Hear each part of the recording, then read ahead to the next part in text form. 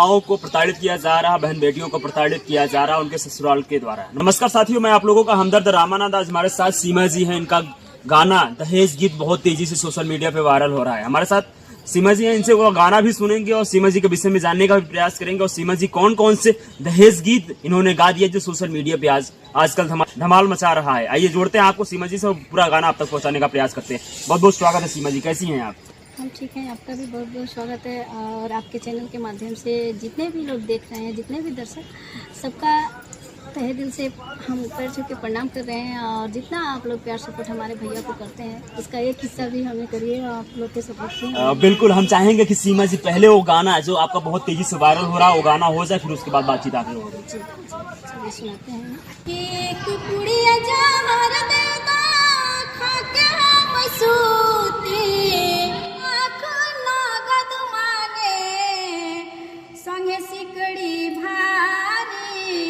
सोना के अंगूठी मांगे, 4 चक्का गाड़ी, 9 लाख नगद मांगे, संगे सिकड़ी भारी, सोना के अंगूठी मांगे, 4 चक्का गाड़ी।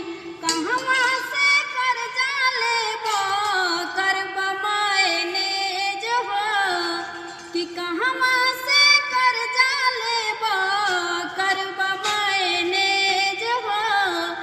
कहवा से देबे बाबूजी इतना दहेज हो, कि कहवा से देबे बाबूजी इतना दहेज हो, कहवा से देबे बाबूजी। वाह क्या बात है, अद्भुत।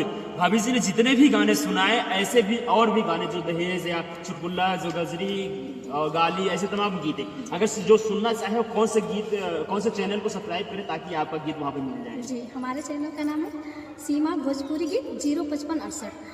जो भी गीत आप लोग को मतलब ऑडियंस को सुनना है, कि मतलब पारंपरिक गीत, हमारे शादी विवाह का, मुंडन का, सोहर गीत, गारी गीत, कुछ भी, तिलक, शादी विवाह, दहेज गीत, तो सारे गीत मिलेगी हमारे पारंपरिक गीत हमारे यूट्यूब चैनल सीमा भोजपुरी गीत पे। क्या बात है। भाभी के बताए हुए चैनल को आप लोग विजिट कीजिएगा अगर ऐसे तमाम अनोखे गीतें आप सुनना चाहते हैं। बाकी ऐसे हम और कलाकारों को आपसे रूबरू कराएंगे और भी गीतें आपको सुनाने का प्रयास करेंगे। मिलते हैं फिर से हम ऐसे नए कलाकारों के साथ, तब तक